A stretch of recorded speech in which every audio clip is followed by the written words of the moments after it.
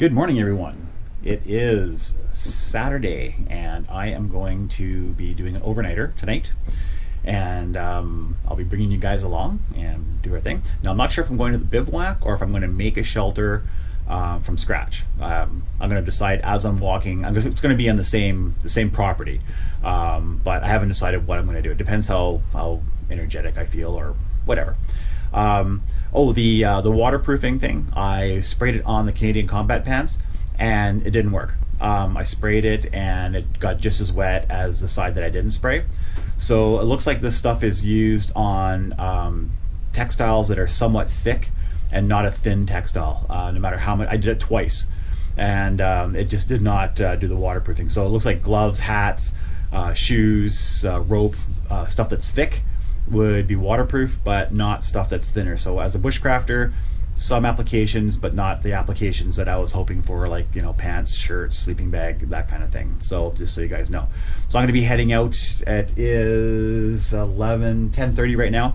I'll be heading out at 12 and going up to the property, and we'll make a decision what we're doing from there. And just wanted to let you guys know that we're doing this and that the waterproofing thing only works for thicker textiles. So I'll see you guys out there. Hey guys, I'm at the bivouac. Everything's good. I just need to tighten the tarp. There was a huge water bubble right there. Basically, it went from this all the way back. So I just dumped it and tightened the tarp. Everything else seems fine. There's another animal in here. There's wood all over the place, and but nothing damaged. They're just rummaging around looking for food. Didn't find any. So I just finished bucking a tree. This is it right here, and these are about 6 foot lengths. And there's 1, 2, 3, 4, 5, 6 with that one there. So about a 40-foot dead standing. Probably I would say maybe pine. I think it's pine. It's hard to tell because it's dead. You can tell it's dead because look it down here, because the bark's coming right off, and there's a split right there, and it really shows that this was dead standing. Nice dry wood.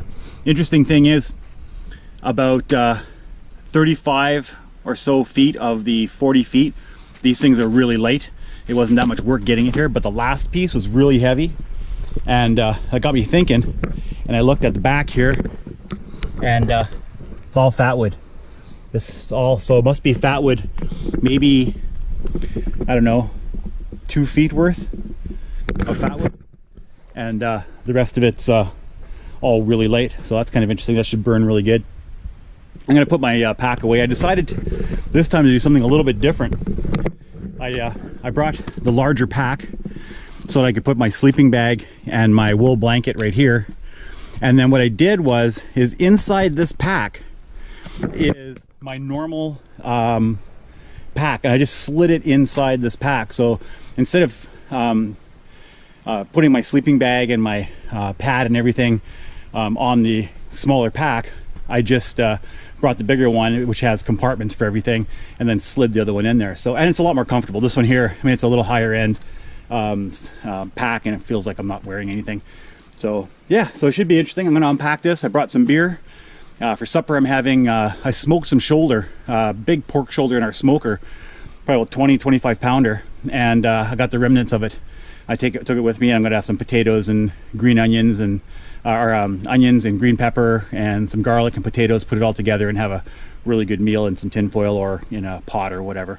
So it should be pretty good. I'm going to take a little bit of a rest because I just finished bucking that tree down and bringing it over here.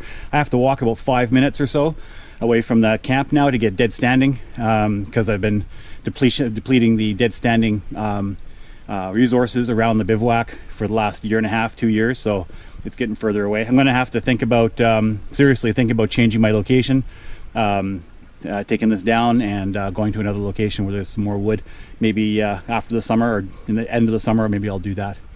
So I'm going to unpack my stuff. I brought all the same stuff as I usually do. I'll give you a breakdown when I have it all out, and I'm going to grab some water because I'm thirsty as hell. Oh, there's a mosquito. Look at that.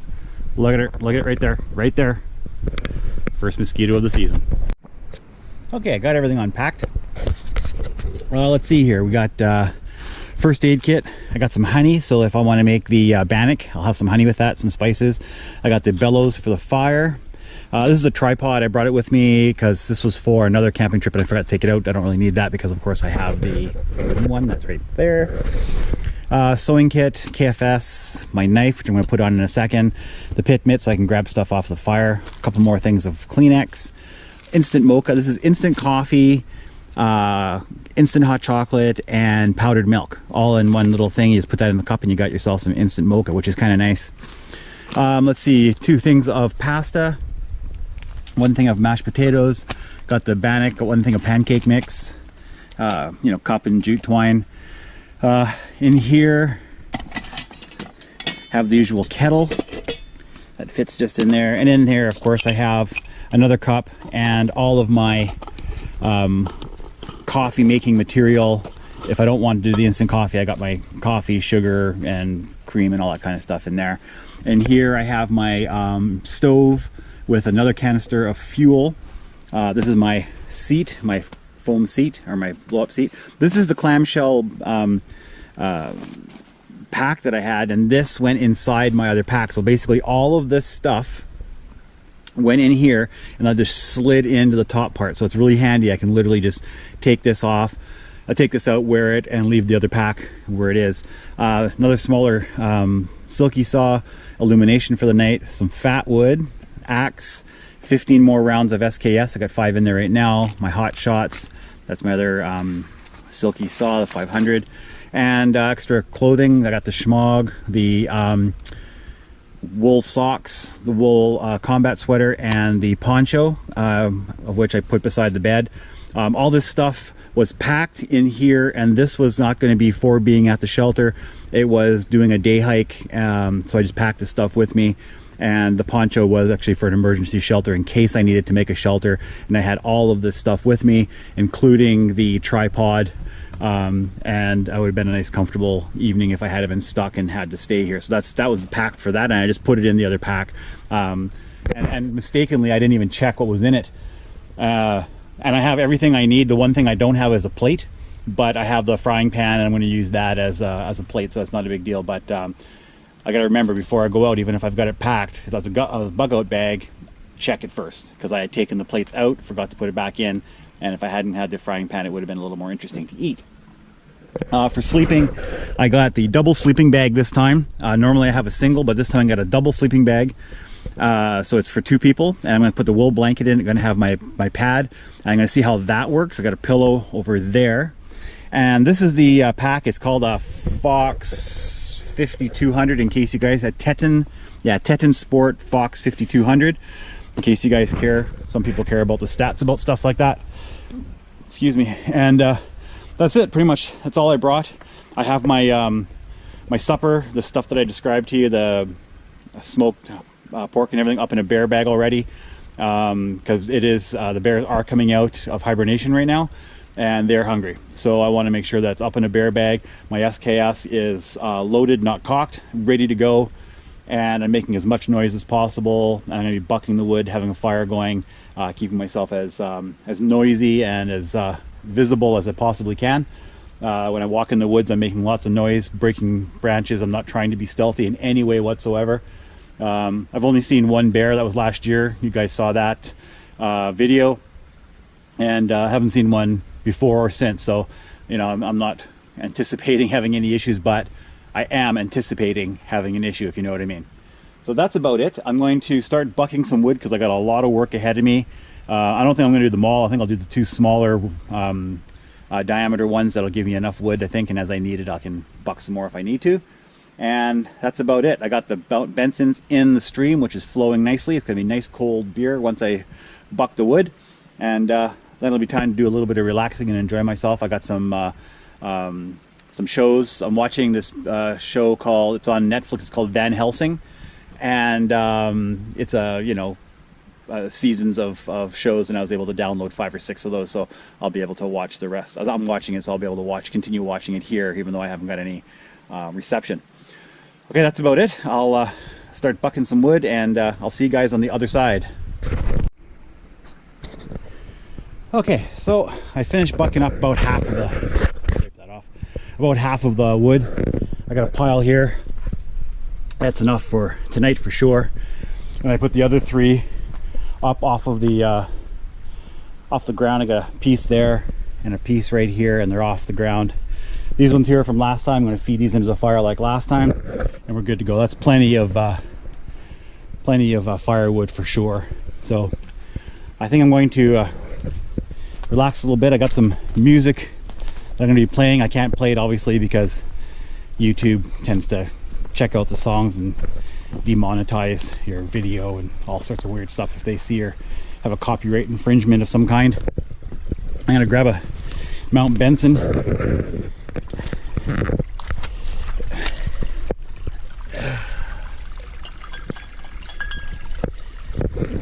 we go. All right, I'm gonna have my beer and relax a little bit. That was a fair amount of work.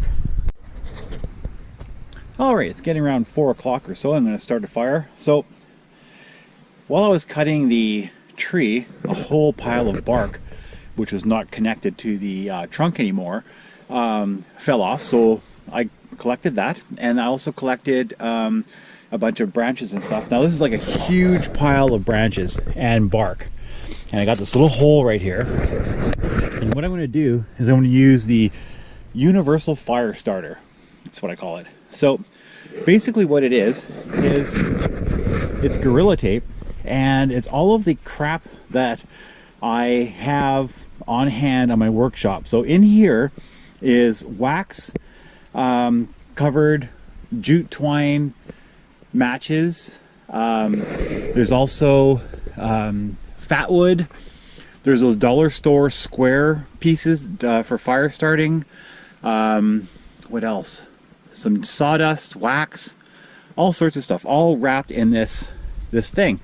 And this will start a fire no matter what. Like those, these branches are a little bit damp, but you're gonna see this thing just lights, because Gorilla Tape just lights anyway. So if you had one of these per day, say you're going for a 1-week camping trip and you had 7 of these, they weigh nothing, and you'd be able to start your fire instantly every single time. Now sure, you can start it with a ferro rod and all that kind of stuff as well, with feather sticks and that kind of stuff, but why not make these and put them in your pack? They are amazing. So I'm going to show you how they work. I think I've shown you before, but I'll show you again. So I'm just going to put this right in here. I'm going to grab my lighter and light it.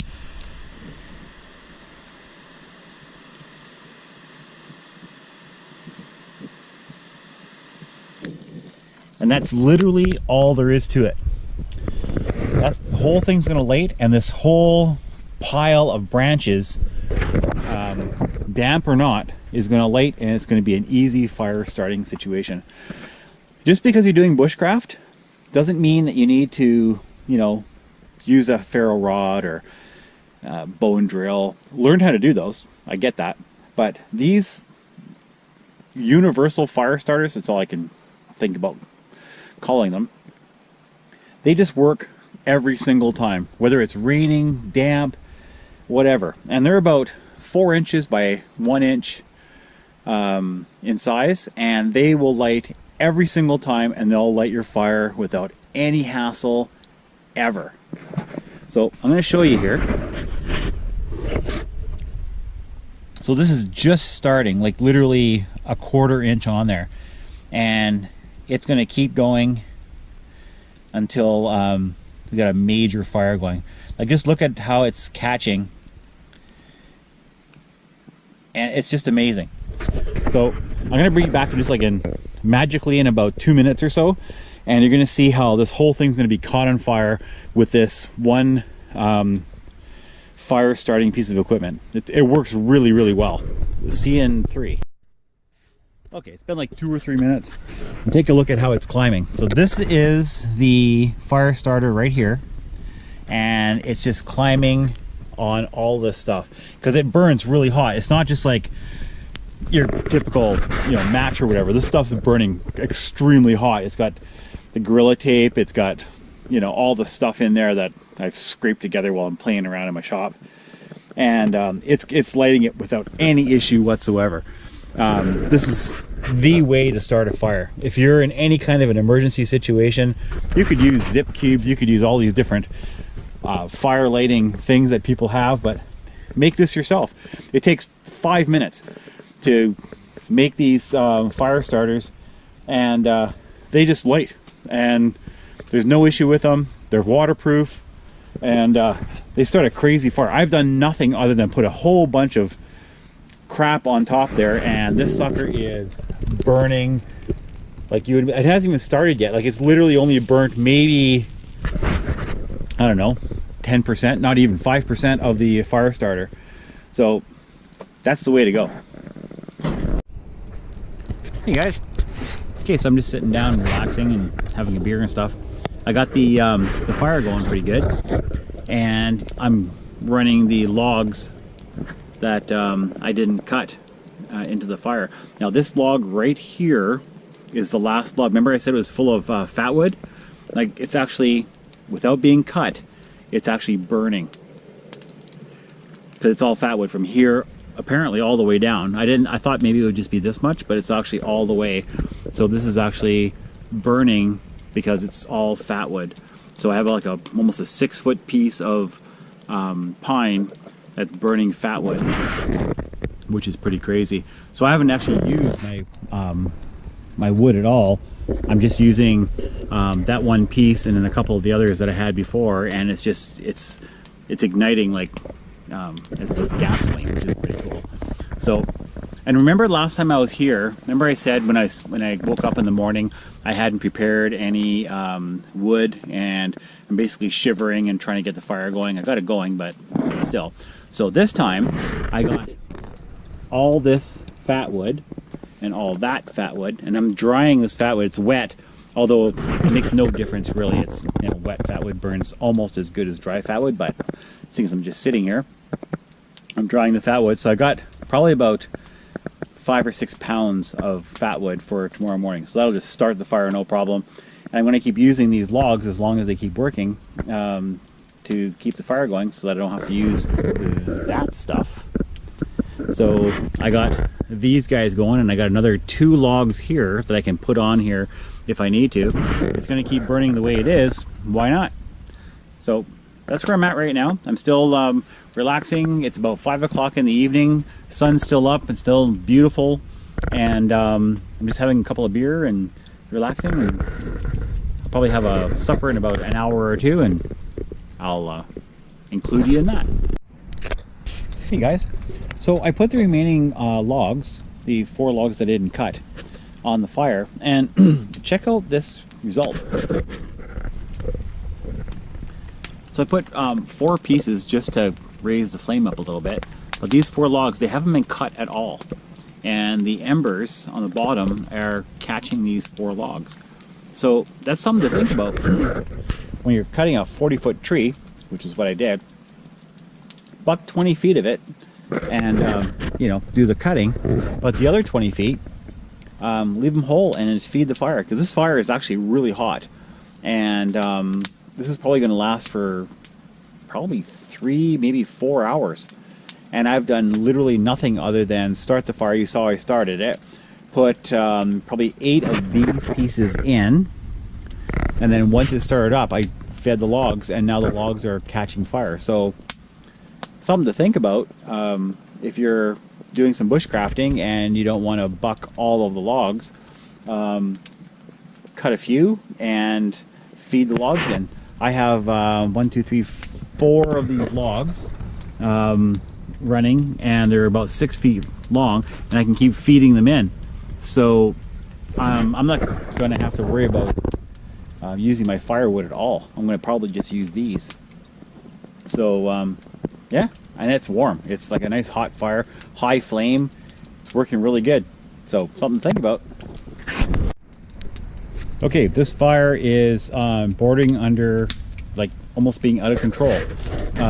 It's so high, I'm kind of concerned about the cross members and the heat shield. and I haven't added anything. I just had those 4 pieces, and now it's like going crazy. And I think it's because the one piece, the last 6-foot piece, is all fat wood, and I think it's igniting to the point where I'm going to have to go to the stream, I think, and maybe put the fire out a little bit, because it's ridiculously hot. I'm like sitting here and I literally have to move. It's like, it's so hot. So that goes to show you, if you have a pine that's standing, dead standing, and you cut it down, the last 4 or 5 feet are, it's probably fat wood, because this is like really hot. Actually got to move. This is like ridiculously hot. Oh man.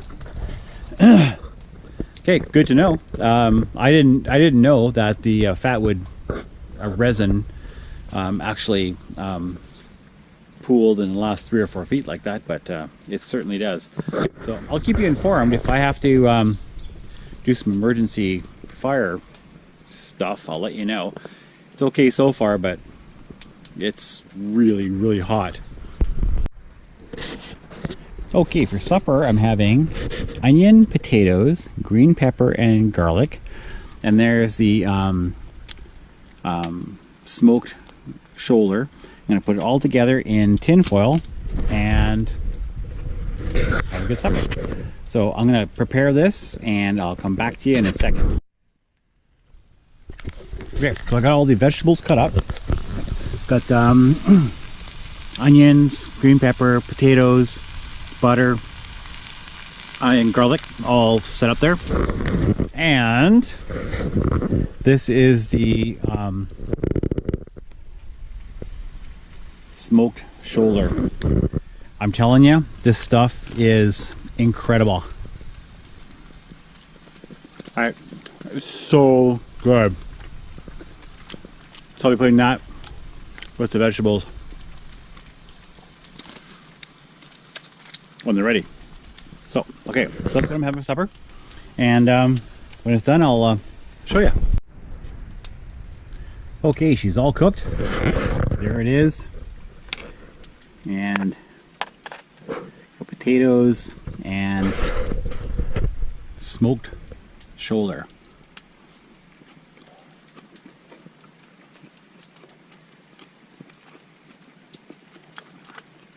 Oh. That's really good. Huh. Fantastic. Okay, supper is done. It was amazing. So I've been using this long wood fire for about 3 hours now, and it's burning extremely hot. I haven't used any of my cut wood whatsoever.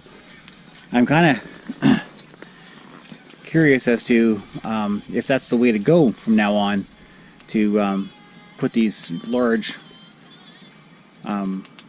diameter pieces of lumber in the fire and just keep it feeding into the fire, because it's an awful lot of work to cut all that wood, but it doesn't seem to be necessary at all. Like maybe 7 or 8 pieces of the cut wood until it starts to go, and then these things just light without any problem. So yeah, it's something to think about.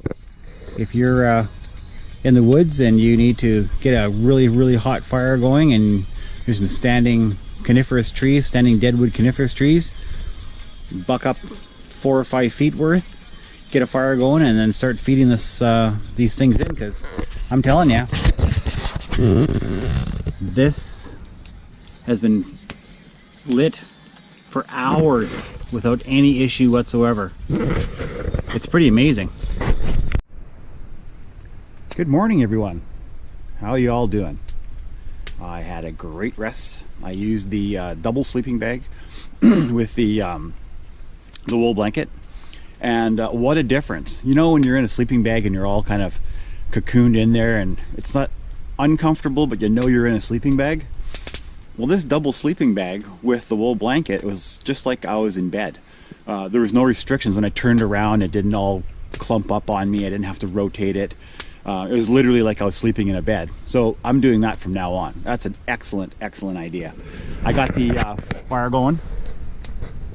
As usual, it started no problem. I used the fat wood, had it all prepared last night. Remember last time I didn't have it prepared and I was freezing to death in the morning. It's about 3 or 4 degrees right now in Nanaimo, so it's probably 2, maybe 1 degree here. So that's why I'm bundled up pretty good. I'm not cold at all now. I got the fire going. I'm going to have some bannock and honey for breakfast, and I'm going to probably pack up around 8:30, 9 o'clock. It's about 7:30 or something around there, because we're going shooting today. A whole bunch of us are going up to the mountain here, and we're going to go shoot all the different guns everybody has. It should be pretty fun. So I'm going to get on making this bannock, and I'll get back at you. Okay, so I got this all flattened out, and we're just going to take the spatula and move this butter around a little bit.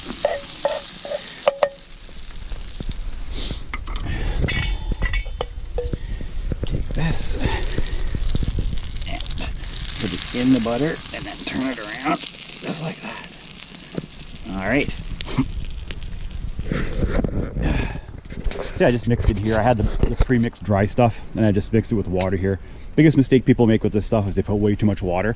So they bring a finite amount, put too much water, and they end up getting a soupy batter. So it literally takes, I'd say, 3 tablespoons of water or less to make that much bannock. It just absorbs the water real quickly, and it doesn't take a whole lot. So I'm gonna cook that on both sides, and I have the honey right here, which I have Gorilla Tape around it so that it can't be open. But I got to warm this up because it's been outside and it's not going to pour at all, so I had to warm it up by the fire. I'll let you guys see how that's working out in just a bit. All right, here's the end result. Nice and glazed, cooked inside.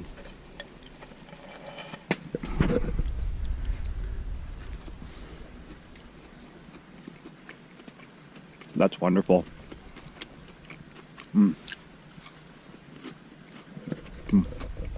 Cheers, guys. Well, everything's packed up, guys. I'm pretty much ready to go. I've been using the cut wood from last night, because remember I was using the long log. And this is how much wood I got left. I got enough for pretty much next time. Maybe buck down a small tree and that's it. So it's kind of nice to come here and have stuff already dry and ready to go. The fire's going good.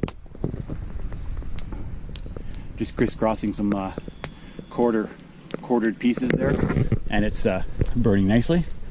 So I guess that's just about it for us. I'll talk to you next time. Hope you enjoyed the video. I kind of did more of a, my thing, and didn't do a lot of videoing, but just wanted to get you guys here and show you the new sleeping setup that I have with a double sleeping bag. And I think those long logs might be the answer to not working so hard for wood. I'm gonna keep doing it. I did it last time. I did it this time.